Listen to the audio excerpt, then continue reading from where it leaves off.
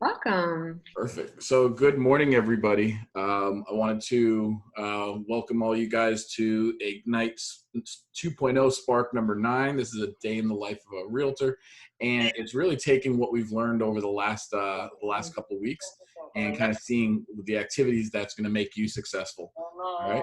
I want to make sure that you guys can take me seriously with the Simpsons background that I have back here. I like to always make sure I have a little bit of fun. That's something I do in every day of my as a real estate agent. But also I wanted to introduce Victoria Gordo. She is one of the productivity coaches over at the Fort Lauderdale Market Center, right? And she's going to be the instructor for Spark number 9. So without further ado, please welcome Victoria. Hi, everybody. Thank you so much. Appreciate you. Just a little bit of 3 years at Keller Williams, Fort Lauderdale, and been 4 years at Keller Williams. And I'm really excited to be a part of your group. Thank you for welcoming me, John. And Mike, who's not here, and I know he's around doing his business. So really excited to be here. I'm going to just go to I'm not going to go to the next slide yet. However, I know you guys get started about some things that are good, things that have been happening. So why don't we reach out to you guys? I'd like to just give a shout out to all of you guys with everything that's been going on this week. You guys have been really great at sharing and things that have been going on. So I just want to thank you for welcoming me to your group. So tell me something that's been good going on. What's exciting?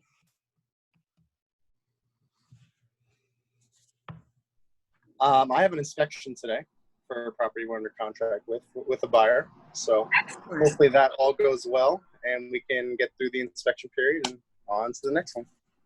Excellent. Fantastic. Great job. Great job. I believe Mike actually has I believe 2 closings today, or a closing today. So I know he just jumped on, but I know he's going to be jumping off here shortly. But that's always a great thing. Any day we get to help a buyer or seller get the keys, get their check, is always a great day. That's fantastic. Yeah, John, I got a double closing. Just working on some details to get over there, and hopefully it's not too awkward. They asked me initially not to be part of the closing process and be in the office of the title company. And then my client called them up and gave him hell and said, no, he's my guy. He's my representative. I want him there, or I'm not coming, or I'm not showing up. So they made an exception. And who, when they say they didn't want you part of it, who is they didn't want you part of it? The title company is trying to follow certain guidelines and wants to keep space and people who are unnecessary. However, my client felt that was necessary. Wonder how that happened. Well, they probably really wanted you there because, right? That's the value that we want to convey to these people. We want to make them feel as though they would never go anywhere without us. They would never do anything without us. Exactly. I think right now there are there's certain things that go on with closings that for safety reasons, and at the same time, your clients feel the value that you provide, and that's also part of, the safety that they feel. So you want to convey that too. That's awesome, Mike. Congratulations. Excellent. Anybody else would like to share?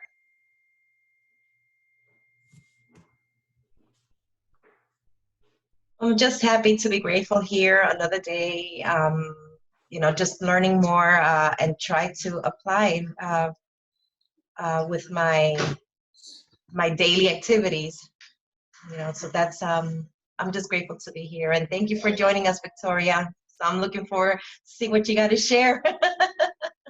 Excellent. Thank you so much. I appreciate that.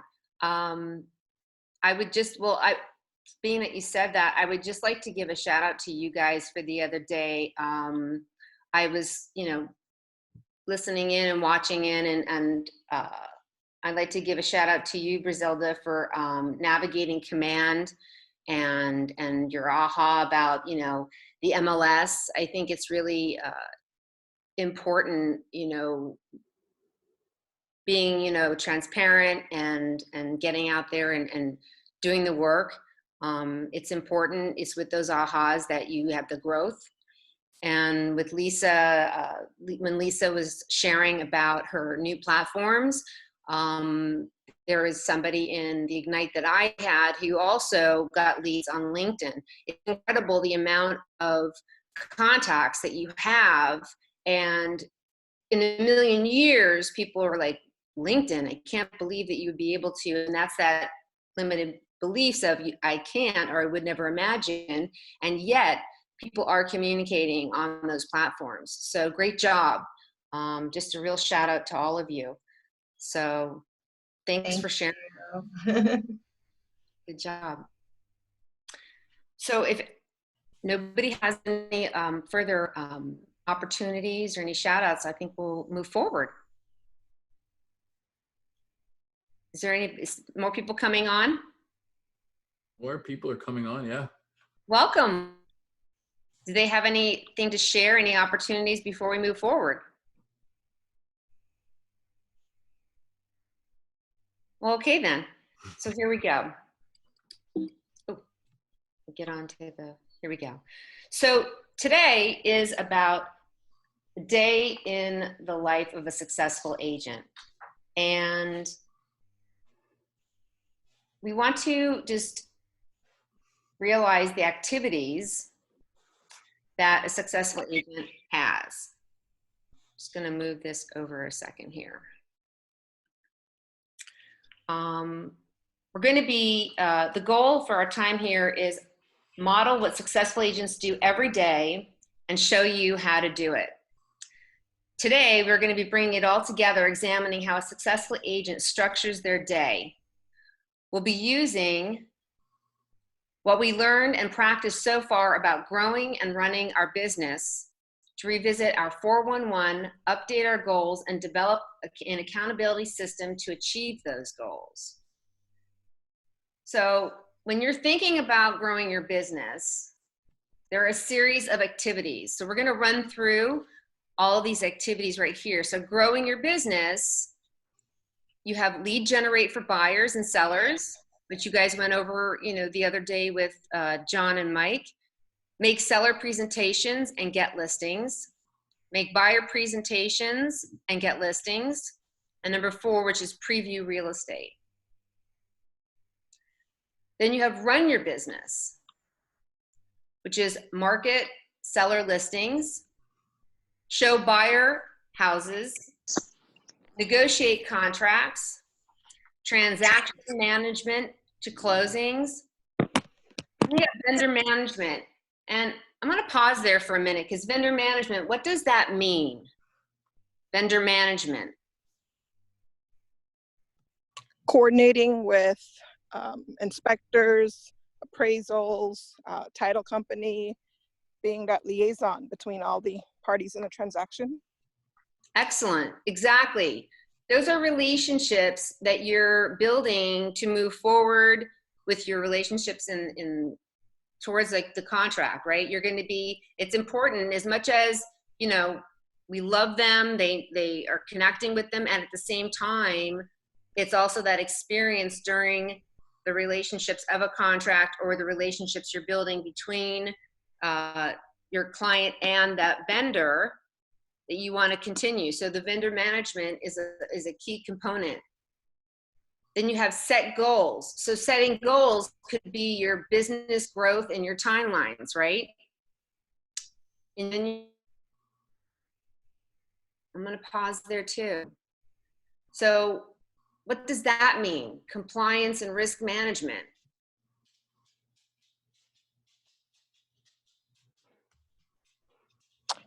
Compliance to the contract, compliance to your fiduciary responsibilities. So it's compliance in the agreements and in your code of ethics. And then risk management is being knowledgeable to identify risks and to mitigate those risks? Great job. So yes, exactly. So there can be different aspects of compliance and risk. One of the compliance can be in terms of compliance of hitting the points of the contract, the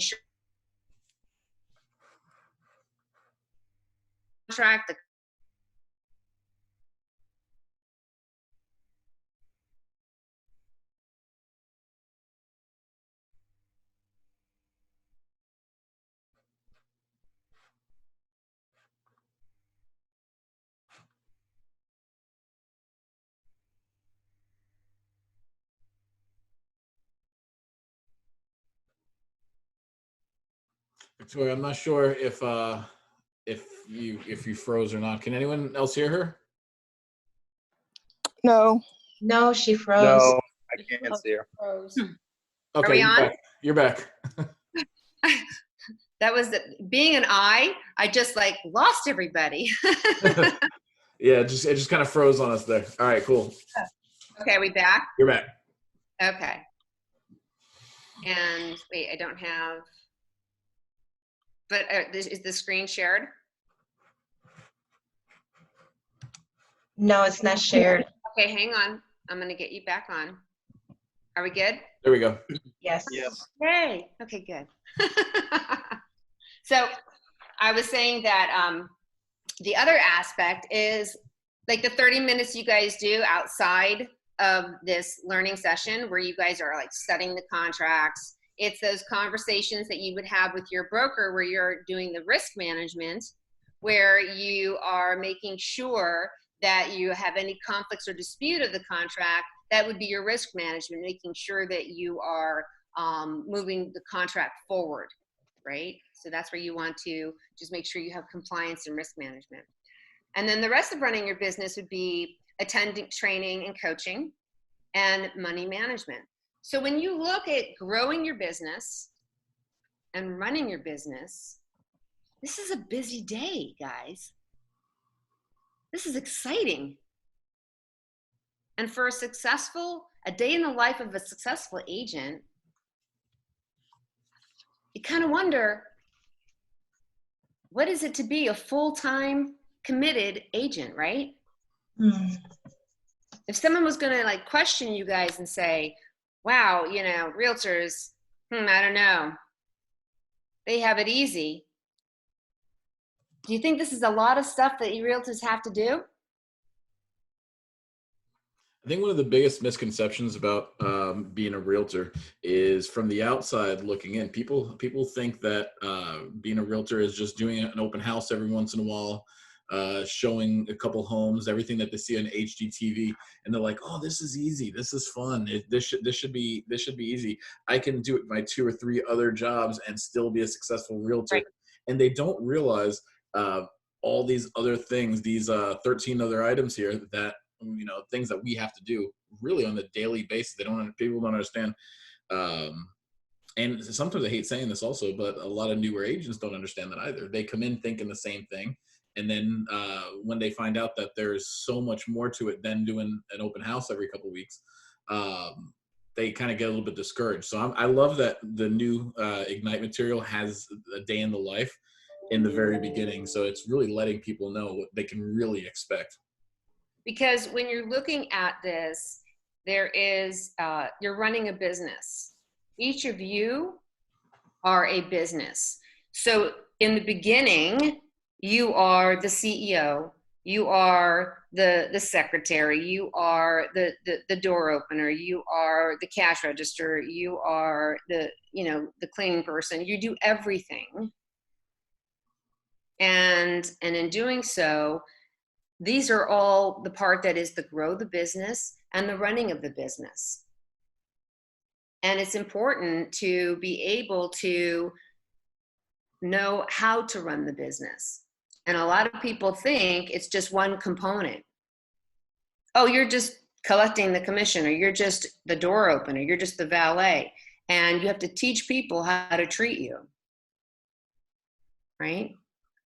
So this is really important. When you show it like this and you break it down like this and you chunk it down, you realize it's a full commitment. And you're showing people the value, like Mike, where they're like, no, I want you there. Absolutely. And they never want to leave you. Okay? So the overview, oh, wait, hang on. Here we go. The overview today is that we're going to grow your business, run your business. We're going to set weekly and daily objectives.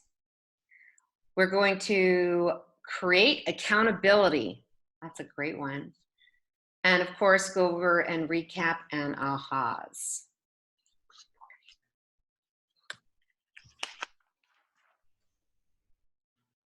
So people do not decide their futures. Well, first of all, explain, okay, in the book, The One Thing, Gary Keller's quote, F.M. Alexander, educator, thespian, says, people do not decide their futures, they decide their habits, and their habits decide their futures. So what does this quote tell us about how to cultivate success for ourselves? We have to basically, we have to create a habit, not just become like a daisical or slack off on certain days. No, we have to stay on with our eyes on the prize. Like, what is the prize? What is your big why? You know, so that creates a habit. Like, okay, I have to get up every morning, get into my coaching session, look at my calendar, making my calls, getting in touch with my inner sphere, care call, whatever it takes, and these things become a habit. And then it will pay off in the future. In the future, eventually I will generate leads. I will probably get listings. No, I will get listings. I won't say probably, I will get listings. Great job. I will get listings. I will create leads. I will get listings, and that's how I will close deals and sell homes or lead people, you know, to buy homes. So that's what it told me. But that's how I took it. Anybody else? So your goals are your future. And when, for instance, you do the GPS, you break down your goals, whether it be short-term or long-term, into tasks. And if you center your day around your tasks, it builds a habit. So it's a logical way of building towards your future. Your habits are the way you build towards your future. I love that they call it, I love that they refer to it as your daily success habits, because you know, you want to make it so that if you're lead generating every day, it becomes a habit to do those activities every single day. And when it's a habit, if you wake up in one morning and you don't make the lead generation calls, or you don't do part of your business, or you don't do those habits, it feels weird, right? And you want to get it to the point where doing things like lead generating and growing your business becomes a habit, so much so that the day that you don't do it, it just, your day is completely off. It just feels completely weird. You know, I've used the example before of brushing our teeth. All right, brushing our teeth is, you know, started out as something that we know that we have to do when we were kids, because mom and dad told us make sure we brush our teeth. And now it's such a habit where if we woke up and didn't brush our teeth, it's a weird day. Okay, and I'm not judging anyone here who's not brushing their teeth, and I'm glad we're on Zoom for that. Okay, but it becomes a habit. I'm sorry, it becomes weird if we don't do that habit, actually. So I loved it, the fact that they call it habits. Yeah, and I think that what we do is that these habits become models for ourselves. So to John's point, it's like we have a morning, everybody has a morning routine. And when you you know, that model for when you get ready for the day, it is a series of habits. So of these series of habits that you have created, how efficient are they? When you look at those series of habits that now are your model for your morning, are they giving you the best results that buy you back time each day? How often, how long does it take to build a habit? Some say 21 days or 4 weeks. 66 Gary days. says 66. Okay. 6 days, right? So that means that it's time over task. Consistently doing the same thing over and over again, to where, like John was saying, that if you didn't do it, it would feel uncomfortable. Like that I would feel like, wow, I didn't do something. On the other aspect of it, that if you weren't thinking about it, a habit is, it becomes automatic. How many of you have driven home somewhere and you don't even know that you got there because you were on automatic? Yes. That's right? true. Yes. You actually were going somewhere else, and because you go that way all the time, you drove somewhere that you were supposed to be, but you drive that way every time and you just drove automatically, right? Yep. That's habits. So 70% of our actions are habitual, right? So this is just something that is really important. So the goal of today's session is to develop a plan of how to use your time effectively to fulfill the company mission, to build career worth having, businesses worth owning, a life worth living, experiences worth giving, and legacies worth leaving. Start habits now that will ultimately create the future you want.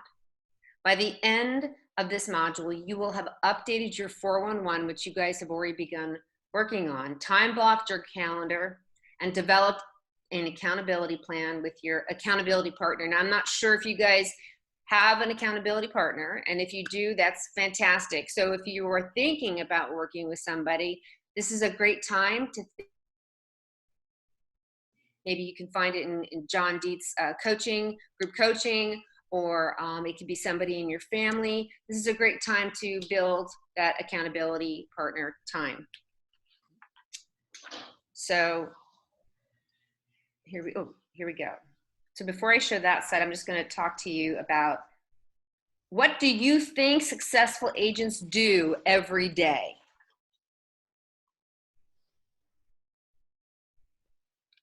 Lead gen, lead follow-up.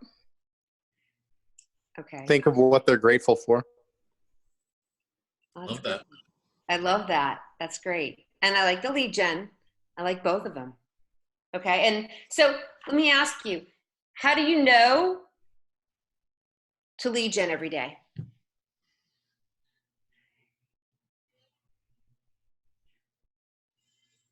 It's our habit. And it's a habit because? It's our livelihood. That this is where we will get our revenues from. Okay. So how do you know to show up?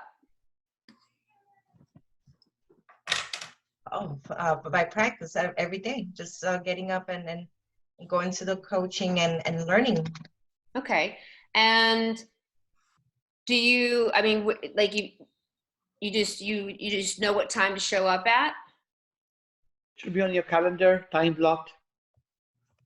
Awesome. Great job. So here's an overview. What are the key activities that need to be on your calendar? So there is a saying, if it's not on your calendar, it doesn't exist. Alan, the beginning of the week, you had an idea you mentioned about time blocking, right? I'm sorry, you were breaking up. Say that again. you had an opportunity on Monday. You were mentioned that you had an opportunity about time blocking, right? I did. Yeah. So they are just saying, it says, if it's not on your calendar, it doesn't exist, Yep. right? At the same time, they, talk about how you can over block things, right? You want to focus on the big rocks. I think overblocking was definitely one of my issues. I try to do like every 30 minutes. Well, life happens. Yeah, exactly. You don't want to block everything, right? There is a part you want to just block the big rocks. You want to be able to have that opportunity. At the beginning of the day, you should get motivated by reviewing your goals and planning your day. And your motivation, the examples that you can do is like in the beginning, you want to set that motivation. So like this morning for myself, I got up, I listened to Pivot, Shift Ahead with James Shaw. I listened to a podcast of Think Like a CEO, right? That's my motivator. Sometimes I rock out to music, loud music. Music motivates me. What motivates you guys? I love watching funny videos. Funny videos. Laughing Yes. Yep. can cure people. I'm a believer of that. That's awesome. Anybody else? What motivates some of you guys? Just quiet prayer time. That sets the tone for the day. Like I feel like if I don't start with inner peace, everything is gonna go haywire. So I feel like quiet time with the Lord is gets me started. So there is a big thing that I've always instilled in the Ignite sessions that I've talked. You guys are like cups, and your cup has a saucer. So if you are going to pour into others, you have to give from a full cup and actually from the overflow. So by pouring to yourself in that motivational building time, you will be with a full cup, right? That is pouring into you. You have to have that me time. It's like in the airplane, the oxygen mask comes down. What do they tell you to do? Put it on yourself first and then help others. And then help others. Right? So definitely time block that time. And successful agents make time every day for the activities they've been doing during the daily success habits. Successful agents never stop lead generating and following up through the phone calls, social media messages, writing notes. Then they split time between their grow the business activities and run the business activities. So when you have, your lead generation, it's not just the first phone call. The appointments are in the follow-up. Remember, it's like, when you're looking for buried treasure in the ocean, where is the buried treasure? You got to keep searching. It's at the bottom of the ocean, guys, not at the top. You have to go scuba diving. You have to dig deep for it. So that's in the follow-up. If you're just going to snorkel, you're just going to stay at the top. It's going to look pretty. You're going to get a tan and everything. However, the treasure is at the bottom of the ocean, guys. You have to dig deep. That's asking great questions. That's finding the story. That's finding their motivation. That's doing all the different activities. And you still have to run the business, which is the review of the marketing seller listings, the showing of the buyer houses, the negotiating of the contracts. You just also don't want to mistake movement. You can write this down. Don't mistake movement for achievement. Right? Because you can't run the business if you're not growing the business. The big rocks is in the grow. Okay? Does anybody have any questions before I move forward? Yeah, Victoria, can you explain or just talk a little bit more about that? I love that don't mistake movement for achievement. All right. Can you explain really what that means, and yeah, can you just delve into that a little bit? So a lot of times when you're mistaking movement for achievement, everyone loves to be in the running of the business. They like to be working on marketing, they're selling, they'll want to work on the marketing part of their business. They'll have buyers, you know, they're running around showing buyers contracts and everything, and they forget to lead gen. They'll forget to work on the part of following up on the phone calls that they need to do, because if you're not feeding the pipeline, you won't have anything to market. Mm-hmm. Right? You have to, the most important thing is do the big rocks, make sure that you have time blocked your lead generating activities, the things that grow your business, and everything else comes second. Without that, it's the one thing. What's the one thing you can do such that by doing it, everything becomes easier and necessary? Everything else will come. You will still have that other stuff time blocked. However, you have to time block the grow part first, because that will lead to the other stuff. Yeah. So right? it's kind of like doing the difference between doing busy work and doing productive work, right? It's called prime time. There's prime time and non-prime time stuff. Right. And you have the prime time activities, which leads to the profit. And then the non-prime time does not lead to your profit. So it's really important to stick to it. A lot of times, you know, there's one saying that says numbers are the evidence of your business, right? And you have to, when you're looking at things, if you're not careful, people will say, well, I was so busy today. I'm like, great, so what did you do? And they'll say, I spoke to a lot of people. And I'll say, how many? And I'm like, a lot. Well, how many? So if you're not tracking your numbers, you have nothing to measure that by. Your goals are measurable. And we'll talk about that too. So, and you also want to be very careful about double booking. That's why you want, you know, to your point, Alan, you want to make sure that you're checking your calendar every day and having spaces open. The very difficult, if you're not leaving spaces open, then you won't have that flexibility. Should you get an appointment? Should you have to, you know, life happens, guys, where we have families, sudden appointments that come up, a buyer may switch around, that you want to have that flexibility. And if you notice, what happens between 11:30 and 12:30? Lunchtime. Give you guys self a time to have lunch. Don't forget to feed yourself. And 5:30 to 9:30. This is important times.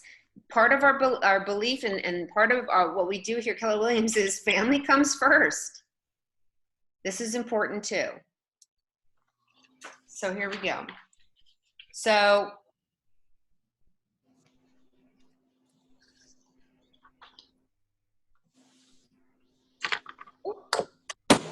this computer doesn't see, but so we're going to go on to set weekly and daily objectives. So we're going to revisit your 411. 411 is a great tool, and this is about helping you be accountable to your goals. Having it written out and in front of you helps you with that accountability. So you guys have been working on you have a 411, correct? Yes. Okay. Yes. And so many times a lot of agents will go, I did my 411, and they'll put it away in a drawer or they'll stick it on a wall, and they don't really touch it. I mean, except for maybe changing the weekly to the weekly, you know, week 1, week 2. They just think that it's like, it's permanent, set in stone. And your goals it's important that you know that you can adjust them depending on your daily activities. Okay, so now that you've been working through most of Spark, we want to take and let you know that you want to adjust the goals. We want you to be able to know that this is important for you to be able to know that this is a living document. Okay, and it can be updated and will be updated weekly, because everything that you do on this, we want to make sure that the ones that you're putting in here are the big rocks that will line up with the weekly goals, line up with your monthly and your annual goal. Does that make sense? So for example, let's say on your annual goal, you say, I want to make 2,400 contacts for the annual.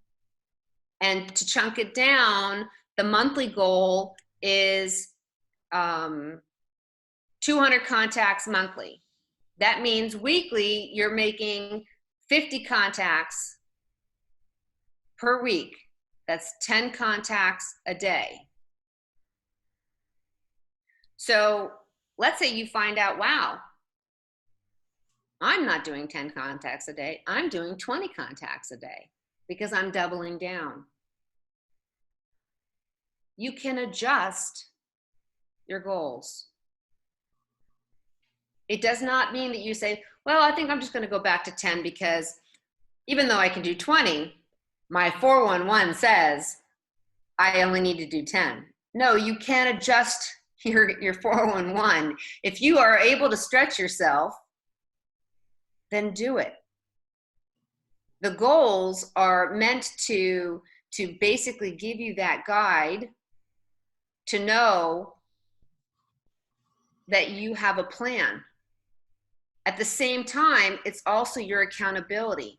If you see that you've got 10 and you keep doing 5 at the same time, what will it take for you to bring it up to 10? Do you need better scripts? Do you need to practice more? Are you talking for 15 minutes to each person and therefore your lead gen is taking too long? Right? Does anybody have any questions about their 411 and how it works?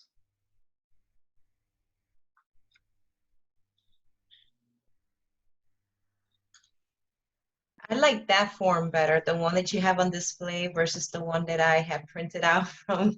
How do I get that form so I could work on it again? Okay, so on mykw.kw.com,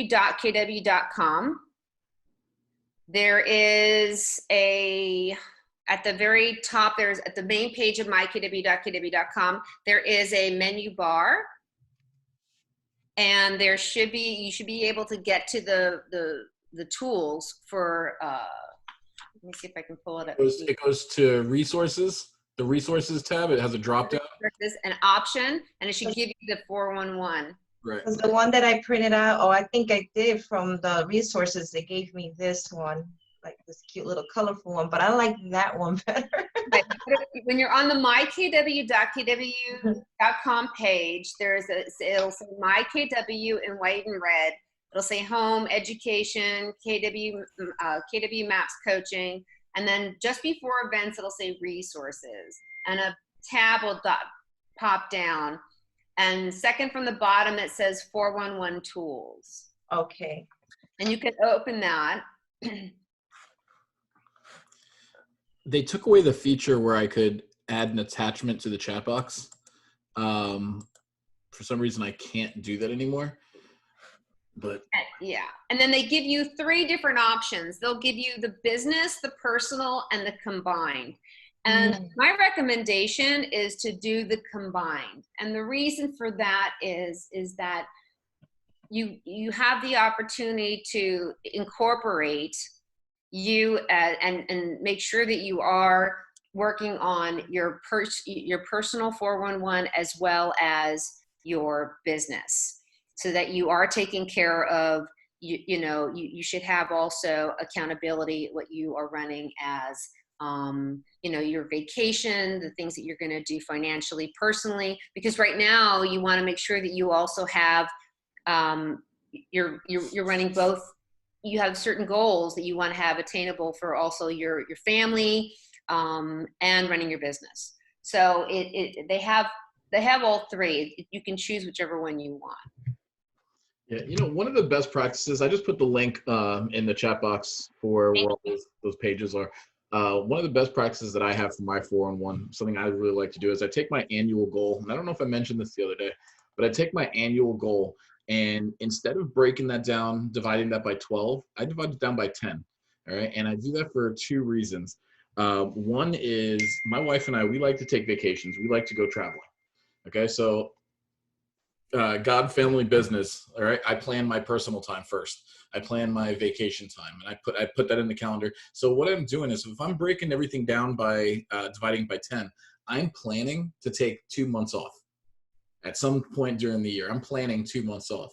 So I like to divide it if I do 10 months worth of work, that will allow me to do to take those 2 months off.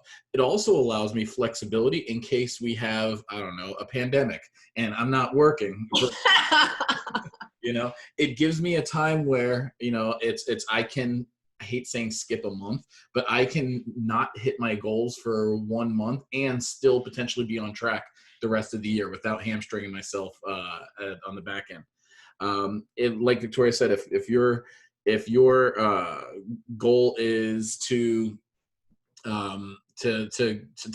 take 3 listings a month, and you find you're taking 4 or 5 listings a month, that's even better. One of the things I say is either make more money or take more time off. It's completely up to you. If you achieve your goals in 9 months, great, take 3 months off. Okay. Or make more money and continue work another month and exceed your goals. But I like breaking everything down divided by 10 rather than divided by 12, because like I said, I'm building in that cushion. 2, I'm building in my time off. And I'm allowing for, I'm putting in a margin of error. Well, and to John's point, realize there are 365 days in a year, and you have to think about, like, well, how many days am I going to work? So I have several calendars that I work with.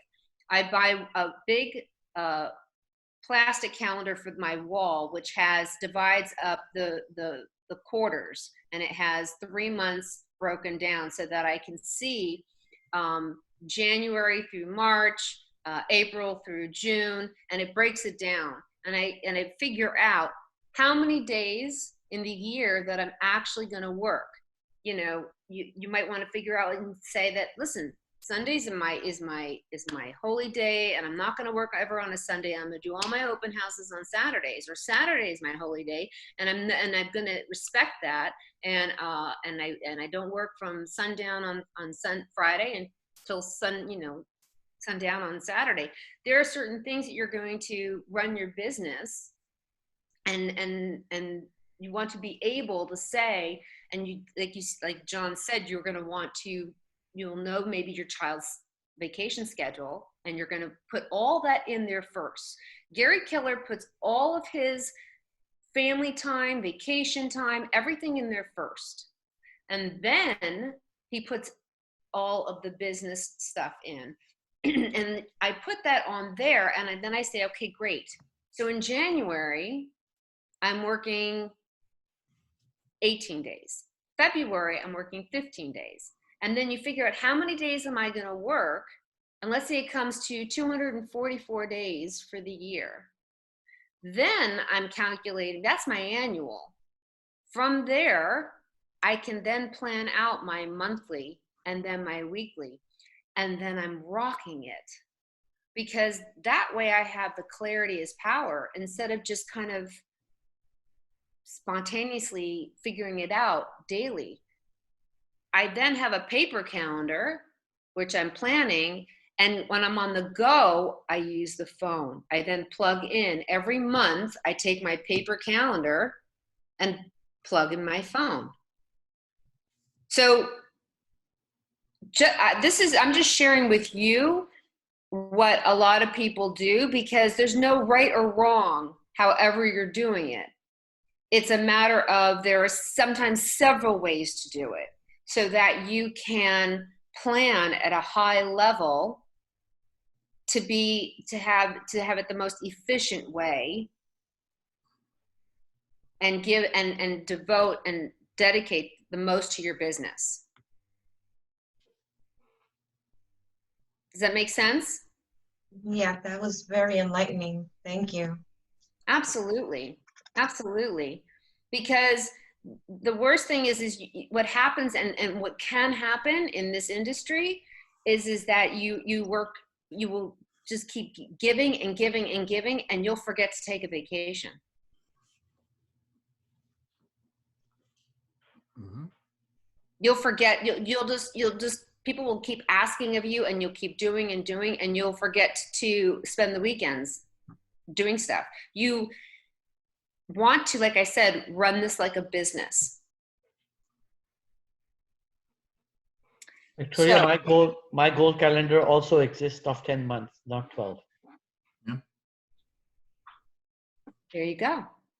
You're building that time in there. You know, another best practice that I have for my 411 and for my time block in my calendar, I actually have a time block Sundays at 6 p.m. To plan my week. I actually time block my time blocking time. Yep. And on the 2 days before the end of the month, if it's the 29th to the 30th, I have a recurring event in my calendar saying plan your next month. So that's where I go in and I put everything that's on my paper calendar into my Google calendar, and so forth. And like I said, you have to plan your planning sessions. All right. And to be able to do that, we're going to move forward to how to be able to identify that. And to identify that is to be able to see your big rocks. And Pareto, has anyone ever heard of the Pareto principle? You can just give a thumbs up if you have. So I can't see everybody's thumb.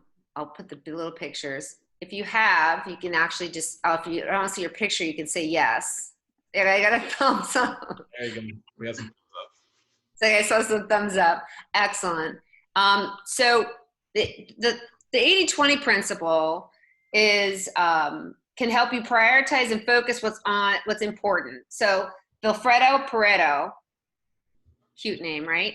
A little rhyming, an Italian economist, discovered that 20% of your activities yield 80% of your results.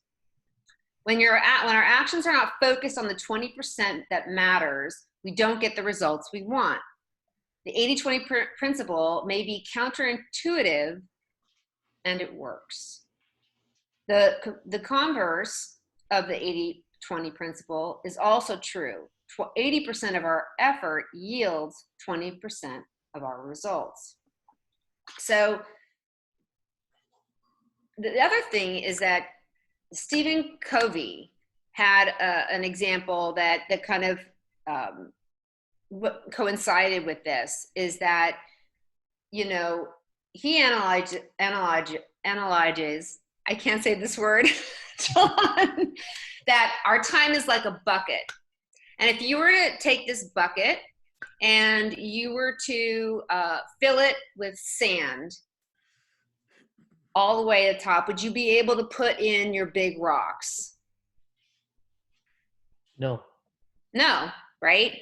However, if you were to take this big bucket, right, and you put in all your big rocks first, and then you put in the gravel, which represented the other items that you needed to do, and then you put in all the sand, it would fill all the other spaces, and you'd be able to get everything in, right? It would fill the space left over. So the sand and the gravel are the small things that we have to do. And yet we seem to want to do those things first. They are the 80%, the sand and the gravel. And our big rocks are the 20%, if you see on the slide. So if we start with the big rocks, our 20%, then we will get those things done and still be able to fit. We're still going to be able to fit the 80%. You know, thank you for clarifying that, because I'm like thinking to myself, okay, what is the big rock? What does she mean by big rock? But now I understand. Thank you So, for that. Victoria, to be Absolutely. clear, 20% is lead gen and follow-up. Yes, absolutely. Those are your big rocks. Everyone wants to do the fun stuff. They want to go out. They want to do the marketing and stay in command and design and feel anything that feels safer to you. It's the stuff that makes us feel uncomfortable that grows us until it feels comfortable. Is the stuff that is our 20%, and most of the time it's the lead gen. It's the follow up, right? And so we want to stay in that percentage, because that's going to yield us the 80%. That's going to yield us to the profit. That's going to yield us to all the other stuff that you want to do, which is marketing our listings, which is doing all that other stuff. That is going to fill the space. So Victoria mentioned Stephen Covey, and Stephen Covey, he wrote that book, 7 Habits for Highly Effective People. And if you haven't read it, I strongly, strongly suggest. It's an amazing book, and you can put a lot of all those habits into your daily life. And one of those is put first things first, and that's identifying the 20%. And he discusses the big rocks, and he actually does a really good demonstration. There's a video that I'm actually just sharing the link right now. You can actually watch Stephen Covey. It's like a 10-minute video, but he's actually demonstrating what the big rocks looks like and how to put those into your bucket. And he goes through the entire demonstration. It's a 10-minute video, but it's pretty powerful. And especially, Zelda, if you're not familiar with what the big rocks means, you definitely want to check out this video. And you can ask yourself, what are the simple things that focus the focus things that will allow me to achieve my goals? That helps you figure out your big rocks, right? Those are questions that helps you. They have the simplest to the lowest common denominator. That becomes your one thing. So for example, I'll take you down what I did with the Ignites. People would say, if you were going to bring it down, everyone would say, like, for example, what's the one thing that will get you to profit? Let's break it down. How will you get profit? What's the one thing?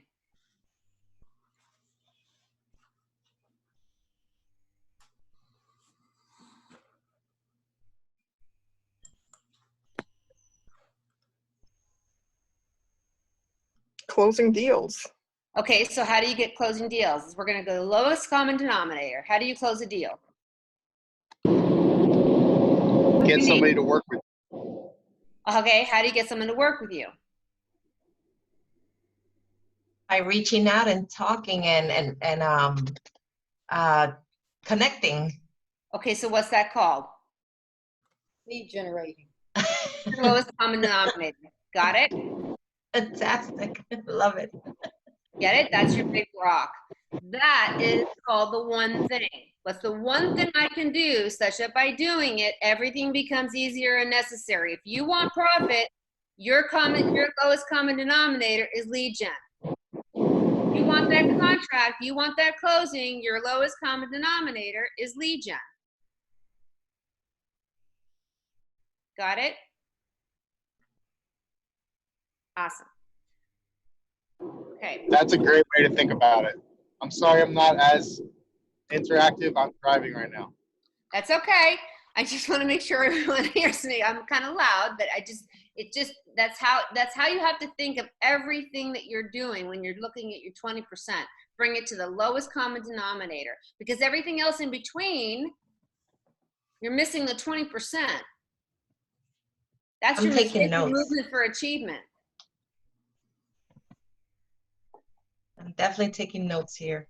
Okay. Great job. Okay.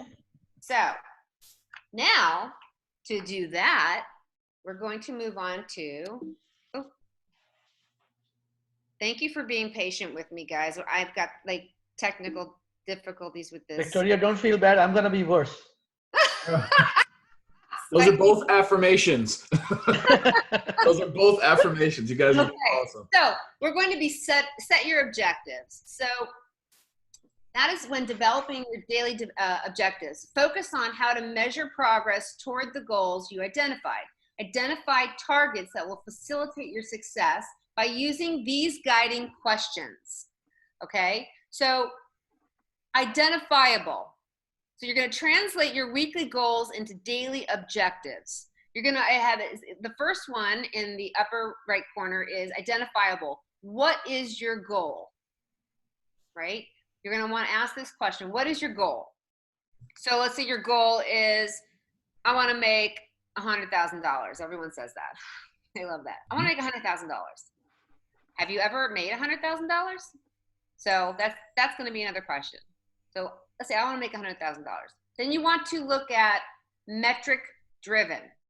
How will you measure your progress toward the attainment of each goal you set? So that's putting a number to it, and what we measure, we can grow. So when you're putting, how will you measure the progress for it? So how are you going to measure that? You just can't put a number up and what is your goal and how are you going to measure it? Or let's not use the money. Say, what is your goal? I want to have, I want to make 20 contacts. So how are you going to measure that? Remember when I said, oh, I spoke to a lot of people? Well, what's a lot of people? Are you Tracking it. writing down your contacts? Do you have a tracker? Yes. Because part of knowing that your growth is understanding your conversion. That's showing how you are getting better in your mastery of scripts, is knowing your conversion. Right?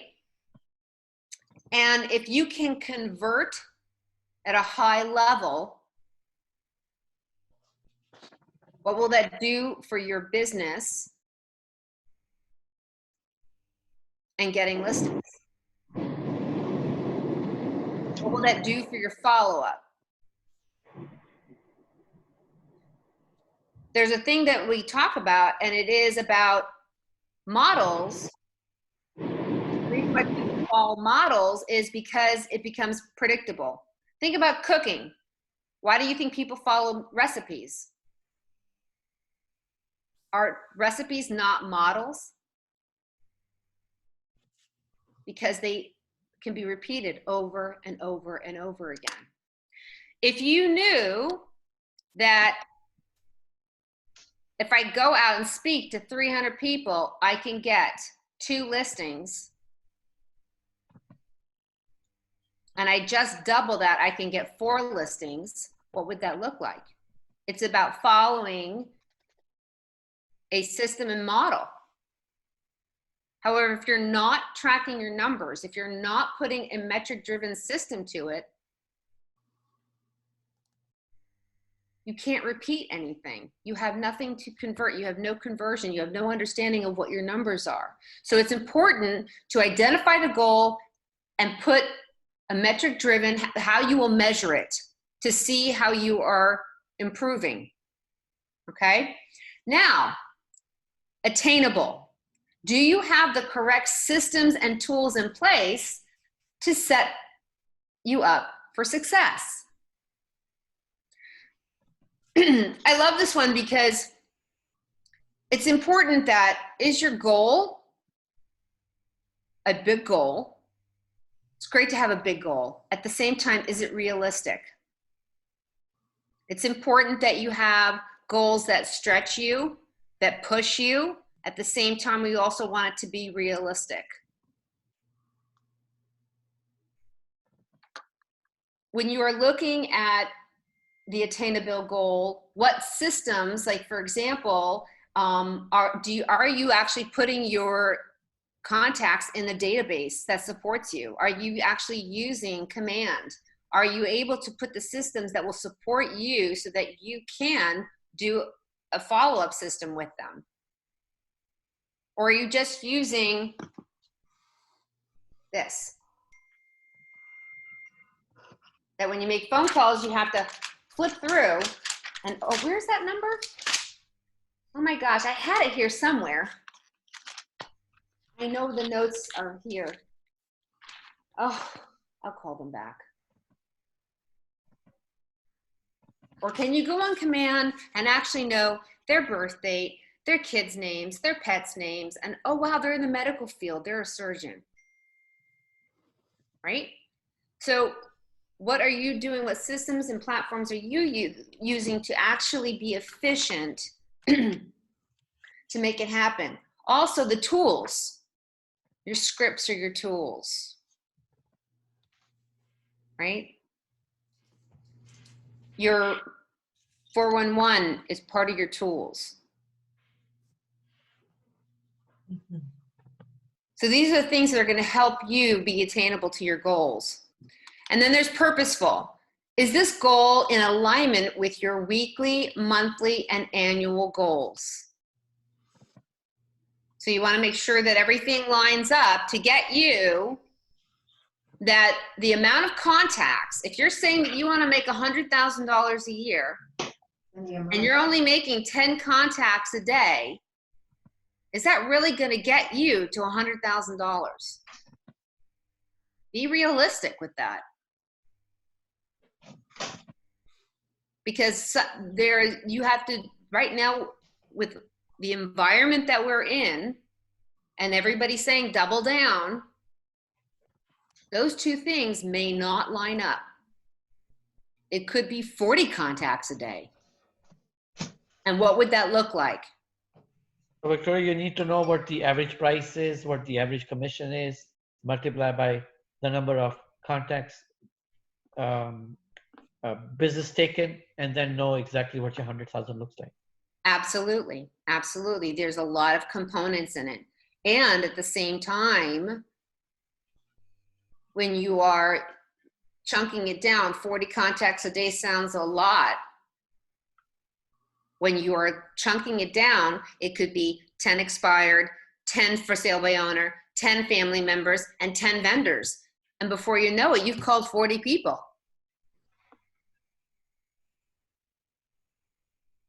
How do you eat an elephant? One bite at a time.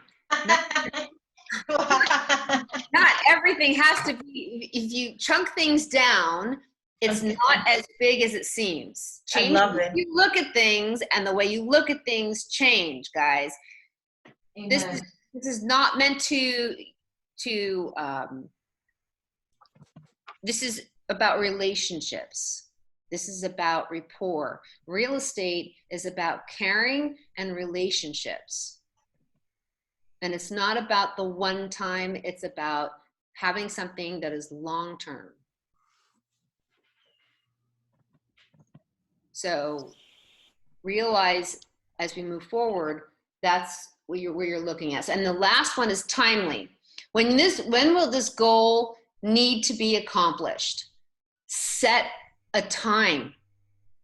But when you set a time stamp, this is about moving you to your weekly, monthly, and annual goal. When is this going to be accomplished? If you've got these contacts to be done, that you're going to finish it today at 5 p.m. or who are you going to report to? So you want to make sure that you are setting a time stamp to create urgency. Okay? So this will take us now to time blocking. Alan's favorite part. Here we go. That's right. Yeah, here we go. Time blocking is simply dedicating specific periods of time to specific purposes. Now, I keep saying this, we keep referring back to the big rocks. Big rocks are going to be your favorite thing. Remember pet rock from back in the 80s? Having your pet rock. Well, these are your big rocks. So, big rocks in your calendar and making a commitment to preserving that time. Some key tips to remember when time blocking. Block the most important tasks. Again, lead generating. Don't try to block every minute of the day, which we talked about. So when you are, be careful not to confuse time blocking with indiscriminately filling your calendar. So we mentioned that before. And there, when you time block your big rocks, remember, those are your non-negotiable. What do we think I mean by that? No matter what, you got to do it. Right. You go to the doctors, you're pulling up your calendar, and they ask for an appointment, and it's sort of like, oops, no, I'm free from 2 to 3, 9 to 10, sorry. That's blocked. That time is protected. How will you protect that time when people, let's say you are lead generating and people are calling into your voicemail? What can you do to protect that time?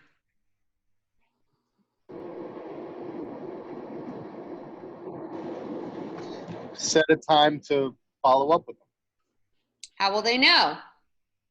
You could have a message made up that between this and this time I'm not available to talk. I'll follow up with phone calls after this time. Okay. And language matters, guys, right? So it's important to say that I'm sorry, I couldn't take your call right now, or I will be returning calls between 11 and 12 and 3 and 4. Yep. Right? So it's a matter of how you are letting people know what's going on in your business. Like I said, teaching people how to treat you. Think of yourself as a store. And how is the store being perceived by people? Is it showing that you're closed for the day, or that you're just going to be, you're going to be open from this time to this time, or are you open 24/7? Right? Do you have People think people? of us, people think of us, perceive us that we are open 24/7. Right. Do you have inventory in your store, or do you have people lined up, waiting to get in because they think of you as, the discount store that, they're just going to get a deal?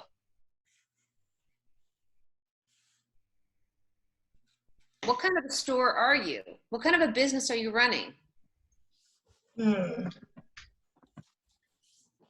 So just think about those things. So in time blocking, just know that it's important for you just because someone asks you or wants time from you doesn't mean that you have to give it at that specific time. Right? Victoria, that's powerful, because I know one of the things that I have a very difficult time telling people is no. I have a really hard time saying no to people, because I want to help everyone. I want to help as many people as I can, as often as I can, as much as I can. Right. So when someone comes in and I get those, hey, got a minutes, hey, got a minute turns out to be sometimes a 45-minute got a minute. Right. And it's very difficult for me to jump back into the task that I have. And I've had to intentionally work on saying, unfortunately, I'm have another time commitment at this time. I could schedule you for another time. Let me put you in for another time. What I started doing to create a visual, you asked how do people know that you're doing your big rocks right now? In the back of the one thing, if you go to the very back of the one thing, there's actually, where is it? There it is, but I already ripped mine out. There's a space in here for a door hanger that says, I am currently doing my one thing right now. I don't, it says, come see me later. It's a door hanger. And I put that, it's a do not disturb. And I put that on my door at the office to let people know I'm busy right now doing something that I cannot be distracted from. All right. That's a visual And it's also a reminder for me to say, okay, this is my big rock. Let me put this on the outside of my door. John, do not let anything distract you right now. Right.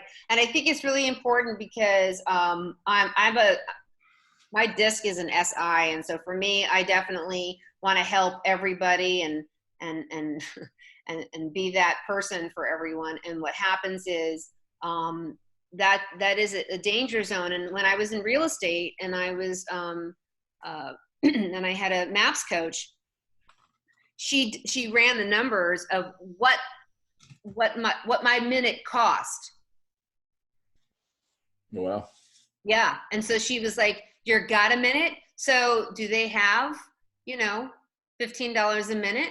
Like, are they willing to pay you that when they say got a minute? And it was sort of like, it put a perspective to me of, it's not that you don't want to help other people. It's a matter of what is it costing you to take you off of your time block schedule, the things that are your big rocks, to not put them in your schedule and just say, listen, that I'll be glad to help you. Are you available from this time to that time? Right? It's a matter of, like I said, the oxygen mask comes down and you have to put it on yourself first before you can help others. Otherwise, you'll just keep having those gotta minutes. And you have to also respect other people, other leaders. It's not that they don't want to help you either. It's a matter of they've got schedules also. And you got to get on their schedules too. So obviously, like I said, there's always those emergencies. There's always those crises. You just have to evaluate, are you having a crisis? Right? So that's just really important. So now we're going to, this is a real important one, because as much as we have our big rocks, as much as we have our setting our weekly and daily objectives, to be able to accomplish our goals and our daily habits, creating accountability is really important. Because oftentimes the way to accomplish those goals, you'll see one of the Y4C2Ts that really rings true with me with this is together, a teamwork, together everyone achieves more. And when you create accountability, this is what you'll receive. Because it's in the teamwork, when you have somebody, a partner, that you can be accountable with, success will follow. Because accountability is an attitude and an approach. Accountability is a tool for changing and achieving results. And accountability is a dynamic cycle, not a static concept. What do you think I mean by that? Well, not what it means.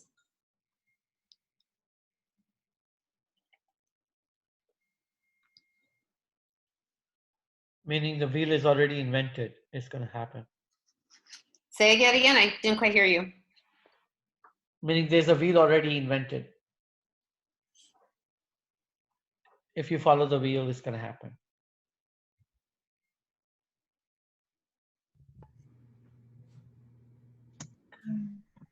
Okay. What else? Accountability is not something you just do one time. It's not something that stops. It's something that you have to do have regular accountability. Well, in my personal experience, I facilitate at my church for Celebrate Recovery.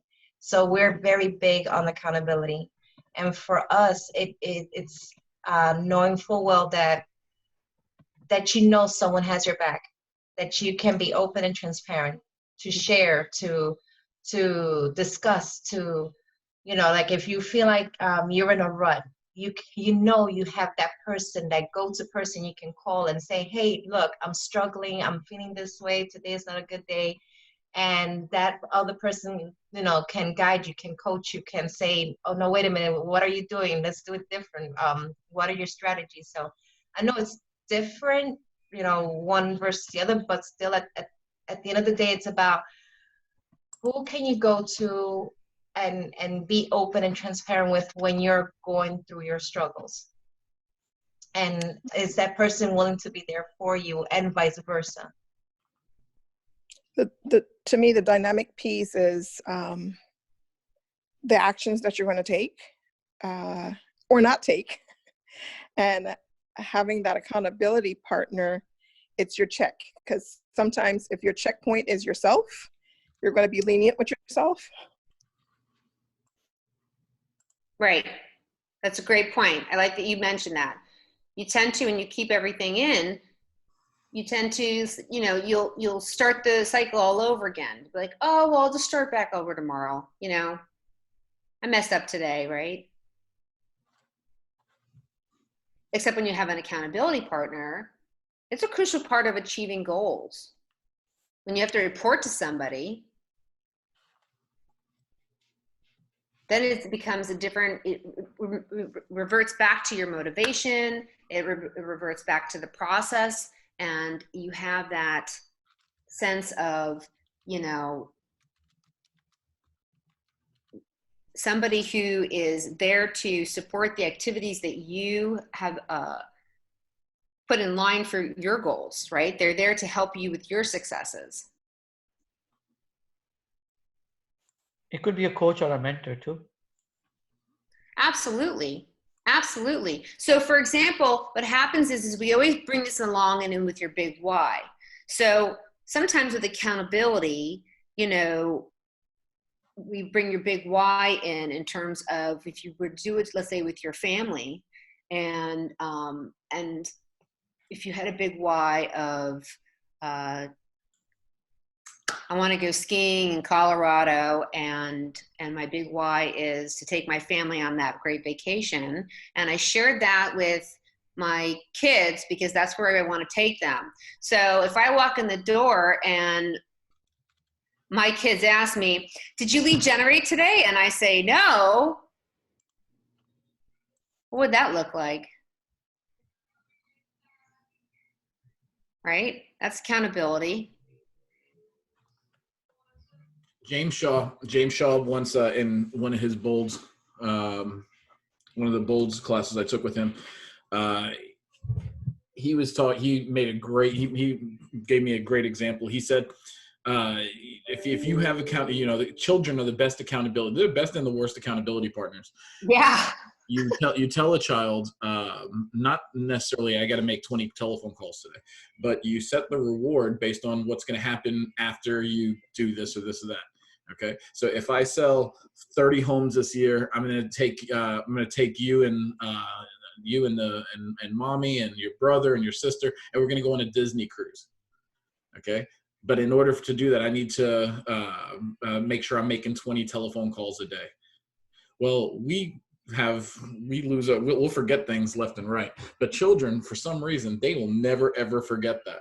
And they'll never forget that you promised them that if you make 20 calls a day, that you will go on a Disney cruise. And they will come up, just like you said, going up and saying, did you make your 20 calls a day? Did you make your 20 calls a day? Did you make your 20 calls a day? It has nothing to do with the calls. All they're thinking is that cruise.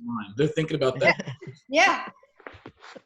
And it's funny because, and I think a lot of it came time, you know, especially they do look at the reward and the accountability towards it. My son had a chart with stars and everything, and if he did so many of his chores and everything at the end, he would get, you know, a Hot Wheel car or whatever. And so we instilled it in them. And to join them on board, I mean, if you regardless of your high accountability with a partner with the office, bringing the family on board, that is a huge accountability, because there is somewhat of that the pain of disappointing them And that definitely is a motivating factor. However, part of your big why, and that's why I brought in the 411 on the personal level, is you also want to fund a big life. You're here designing your big life. And that's a huge motivation. Could be paying off credit cards. It could be getting out of debt. It could be going on this huge vacation. It could be paying off, to take the family away. It could be anything. So these are just things about looking at the, like Eddie said, it's like setting the goals, doing the activities, measuring the results, evaluate the process, and making the adjustments. Being accountable to it, and who, sometimes be careful who you choose as an accountability partner, because you want to make sure it's somebody who will be accountable with you, that you're not like somebody who will not be easy on you either. Right? Somebody who will actually hold you accountable. Kids will definitely hold you accountable. They will not be easy on you. Yep. Does anybody have any questions so far? There's one other thing that James said when we were doing that accountability portion. He's like, so, James Shaw, when the Bold coaches come into town, they need a ride to the airport. So I gave James Shaw a ride to the airport. And what was great about that was I got a 30-minute one-on-one coaching sessions with one of the greatest coaches. Right. So I told him, I said, I'm having a difficult time with my accountability. I'm having a difficult time with my staying on task. And he went right down to my big why. Right. And my big why was my son. Right now, at the time, my son was like 15 years old, right? And it doesn't matter how old he was, but he was like, John, what I want you to do tonight is when you go in and tuck your son into bed, right? I'm thinking about tucking my 15-year-old into bed. Anyway, but when you go and tuck your son into bed, what I want you to tell him is say, Joey, I love you, but I love for the feelings of for sale by owners and expireds more. I love you, but I love I love the people in my database. I love them much more because I'm much more concerned about not making calls to them than I am for providing to you. And I was like, oh my God, I would never say I love someone else more. He's like, exactly. Wow. Of telling your child that you love, that you care more about your for sale by owners feelings about bothering them. I don't want to call them. He's like, the pain of telling your son, I love someone else, a complete stranger, more than I love you, is enough to make you say, I'm going to do whatever I have to do. All right. And it was a huge eye opener to me, in terms of taking your big why and making it painful. Right, if you don't achieve those numbers. And, when I think it was that bold, I took a record number of expired listings because, I didn't care if I was bothering them or not. I didn't care about my hesitations about making calls to expireds. I have a son that I need to take care of. I have a family that I need to take care of, and I do whatever. I'm gonna run through walls to take care of my family because I'm never going to tell my son, good night, I love you, but I love someone else more. Right, because this is your job. This is your job, and I think that we let those things get in our head, and that's the drunk monkey. That's that little self-talk, the limiting beliefs that we put in our head. And I love that you're sharing this, John. I think it's so huge when you just reverse that language. And if you don't have children, if you just would put that talk. Like, think of it this way. Let's say you don't have children and you're like, well, John, I don't have kids. So who am I going to say that to? Say the same language to the people who you pay rent to. Go ahead, call your landlord and tell them, say, listen, you know what? I don't care enough to pay rent to you. So I'm just going to, I'm going to make phone calls and I'm not going to make phone calls to these people because I don't care enough about you. Just use the language and something else that really would be important enough, and realize that you have obligations, you have commitments to people, or say it to your mom, your dad, whoever, and realize the pain, because it's the pain that's going to motivate you to realize that you have commitments in your life that you have to pay attention to. And have a big why. And if you're not getting in touch with that big why, you will not take seriously the commitments you have to being in real estate. It's hard being an independent contractor, your own boss, to get up in the morning and make these commitments happen. So this is just something that happens. So just to go on to the next page, this is where if you do have an accountability partner, fantastic. Then share your goals. What are your long, medium, and short-term goals? So what is your goals for this month?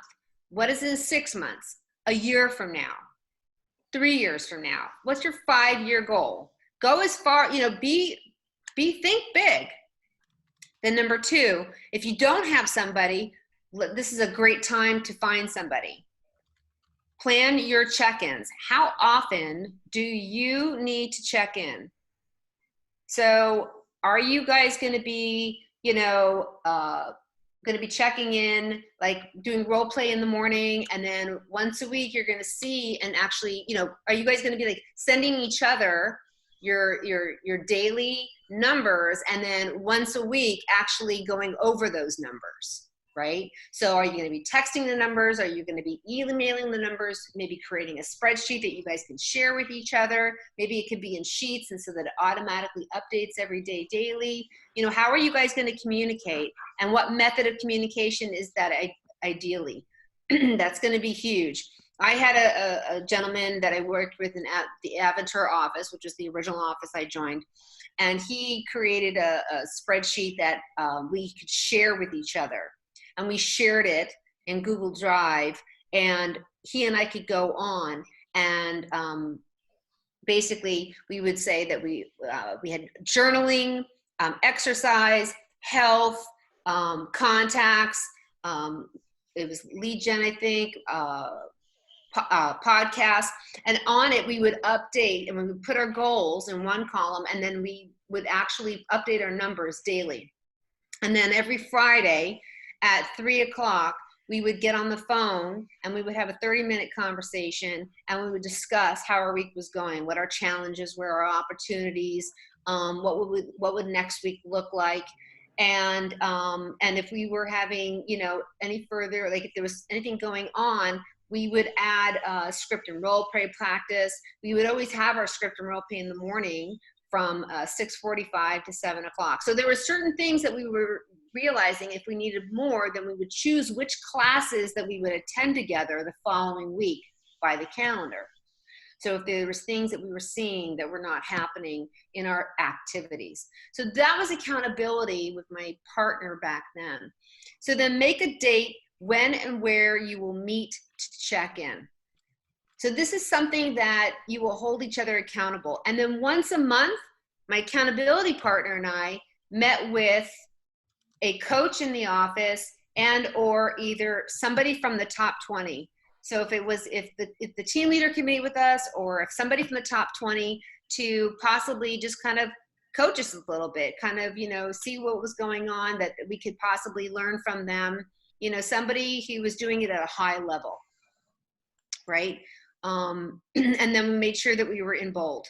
So we were always taking a look at when the next high level course was there.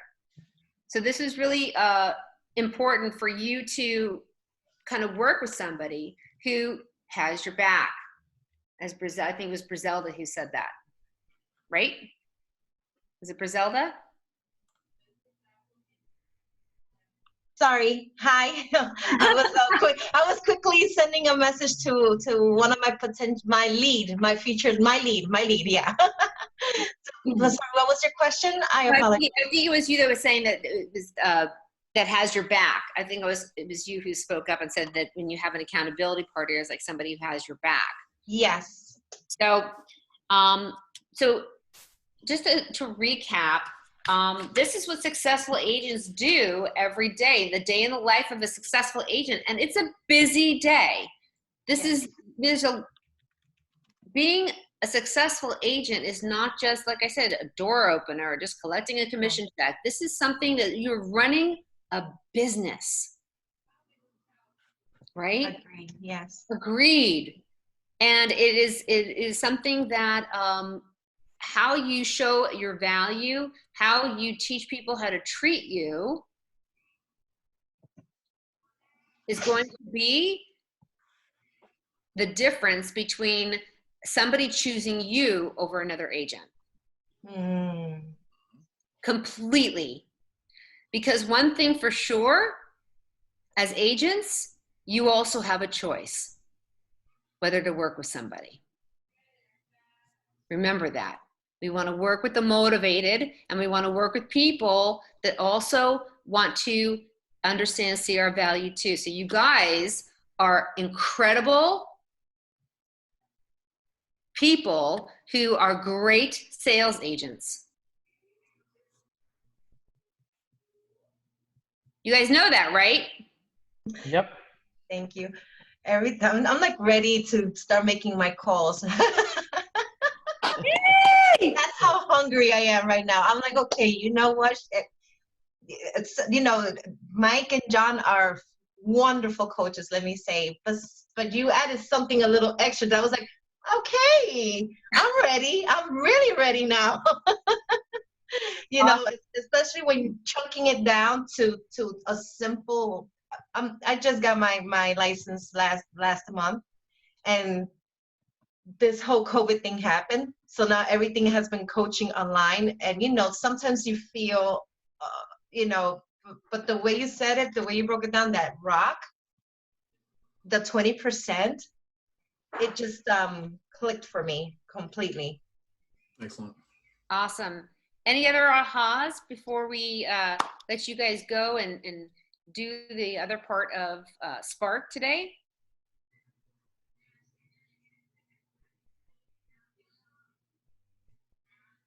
Wow, I silenced them, Nailed John. it. Seriously, they bam. No, Victoria, I want to say thank you very much for coming in and teaching this this class today. You did a great job, and you know, provide tremendous value with the insight.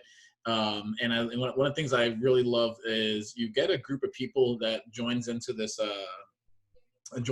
Zoom call, and it's an hour and a half long, and just about everyone stayed in the entire time. So really, guys, kudos to you guys as well, doing this every day and playing at such a high level. I love it. So Victoria, thank you, and everybody else, thank you very much. Appreciate everybody. Thank you. Make it a great Victoria, day. great class. Great class.